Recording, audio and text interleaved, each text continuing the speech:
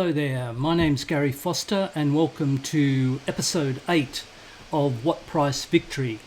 This is a relatively short video that recaps the 2021 season of Melbourne Victory in the Australian A-League competition.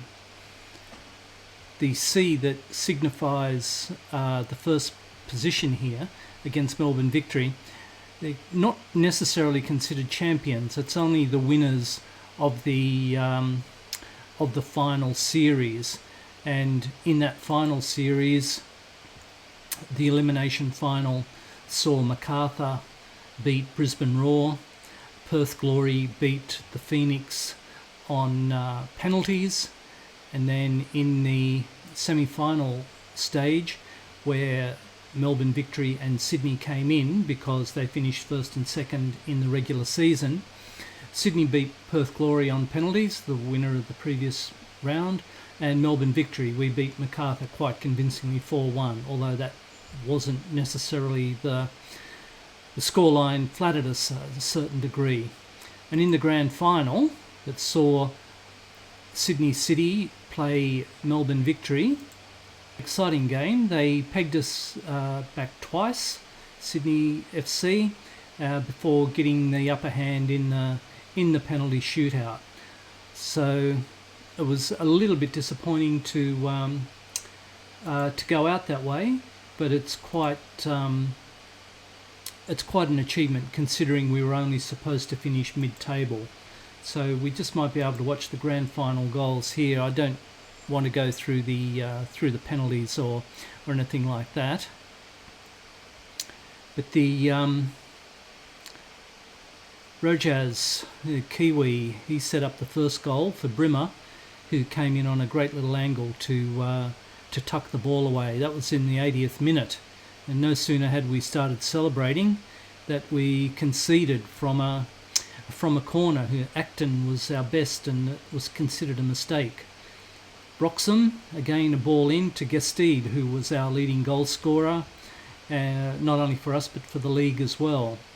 Then with time ticking away, a bit of pinball, and Sydney FC got the ball in and Acton was beaten on the near post. Once again, it was a little bit disappointing that they pegged us back, but I don't really think we want to go into all those penalty kicks that were taken. Right, here's the squad that we had for the 2021 season, and you can see the starting 11 were relatively solid with 26 rounds, with a couple of friendlies and that thrown in. So Acton, Shotton, Sporanovic came in later as a replacement. I mean, Nick Ansell was the other defender, along with Traore. Broxham had a relatively good game as our holding midfielder, but we moved things around a little bit when we got a mid-season transfer in, this Tom Haraji. In midfield, Brimmer and Barnett. They also featured quite regularly. Callum McManaman set pace in the early part of the season, but then unfortunately got injured and then fell away, so he was a little bit disappointing. Robbie Cruz, he wasn't too bad. He had one extended period of injury where he was out for about a month, but he came back strong as ever. So it was good to see a fit Robbie Cruz on the field. Rudy Gestede was probably, well, no argument, was our outstanding player. 20 goals from 25 appearances with 4 assists and a rating of 7.43. The rest of those in the squad, they contributed, but to a much lesser degree. Okay, so here we have the individual player ratings. Overall stats: most goals, Rudy Gestede, 4 in front of Kudo from Brisbane Roar, Matt Derbyshire as well, who's playing for Macarthur, and Bernie Abini. So a great performance by Rudy Gestede for Victory. The only thing that I would say is that we perhaps relied a little bit too heavily on his goals, and if he wasn't, but if he had have copped an injury, our backup strikers were very, very thin compared to him. Matthew Acton down here, he also got the most clean sheets, and that's probably indicative not only of him but the solid defensive back four that we had, who apart from Nick Ansell were pretty consistent back four. It's probably a little bit of a shame that Acton can probably take a little bit of the blame for one of the goals in the grand final, but on the whole, I don't think we can be too critical of him. In fact, I think we should be giving him heaps of accolades. Most shots up here that I've just noticed is Rudy Gestede as well, and most player of the matches.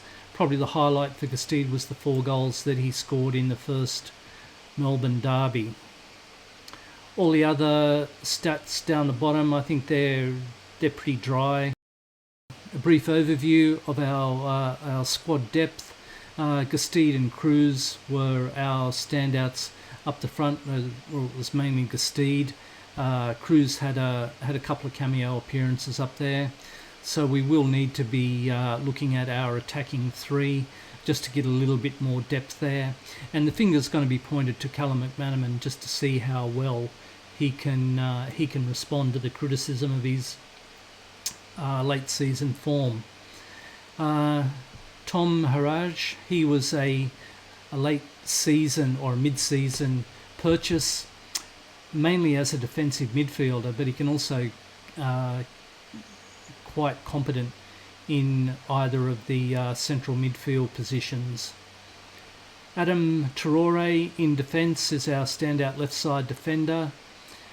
In the centre we've got Shotton, Ansell. Probably we played Shotton more on the right, and he gave some quality crosses and some quality balls, so we really benefited from him wide on the right as a wing back. Now, we don't have a goalkeeper filtered there because Acton and Crocombe are only 2.5 stars, although Acton had a very good season, so I'm a little bit surprised that his ratings are actually so low. Okay, so here's the club vision for the 21-22 season.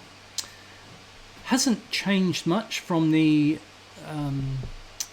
previous year.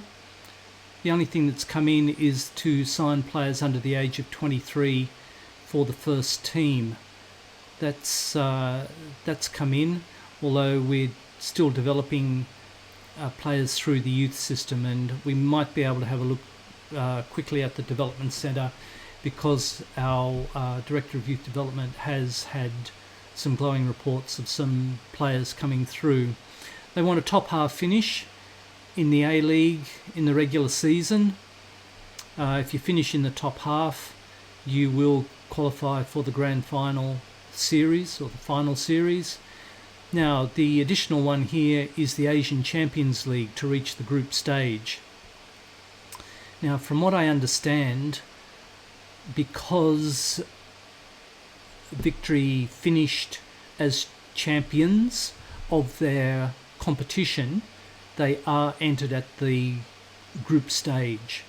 I think that's right. I don't think we have to play any qualifying games, but we'll find that out a little bit more once the draw comes out for the new season. So to win the A-League final series, there's no real hard asks in that particular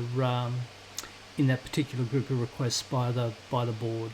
Here in the finances, it shows a steady drain on the finances. We seem to be running at a loss for most of last year. I don't see that as a problem. We're well within our wage budget. Because we're on a salary cap, there's no alterations to that. We do have a a transfer budget of $4.5 million for next season, which could be used. We've got currently spending $83,000 on salary, and that can go up to 109. So it's at 17, another $27,000 per week. With one player going out, one of our young defenders, we may have a look at our defensive midfield and attacking three at the front. Okay, so here in the development centre, there's three standout players. We've got Nishikawa, a young fullback who's apparently good enough to be promoted. Zayden Bello, also another fullback, and Leighton Brooks as a winger. So we'll be looking at them certainly during the pre-season friendlies, as well as probably the early stages of the FFA Cup. The other ones to watch down here, Josh Varga, attacking midfielder, Matthew Bozanowski, another defender, Nicholas Hamakoitis, a midfielder, and Marco Bolek, a goalkeeper. So he could come in for a little bit of game time as well, because although Crocombe has signed a new contract, I'm thinking that he may be moving on. Okay, so here we are back at the start screen. We've got an FFA Cup game coming up shortly against Albany Creek Excelsior. The schedule I don't think has been made for next season's draw, so I won't be getting too excited about that. Look, I've got an expectation that this particular game, they are a BPL semi-professional, I think from Western Australia. I'm not 100% sure on that, although they have played a game against Brisbane Roar. Oh no, sorry. Okay, so Albany Creek are a Queensland team. There is an expectation that Victory should beat them. I'll probably be playing a weakened squad against them. Then there's a whole series of friendlies that I have to play. There's a whole heap of admin that I have to do regarding transfers and contract renewals, and I don't want to clog the save up with those. So I think I'll wrap up. It's been a great start to the Melbourne Victory's journey to redemption. I'd like to think that there's more success ahead for them. Certainly from an A-League perspective, it's my first save in the A-League, and as I said, I've taken a leaf out of Brother Barry's book to have a closer look at this professional competition in Australia. And with that, I'll bring this video to a close. Thank you very much for watching the What Price Victory save, and we'll catch up with you in the near future. All the best.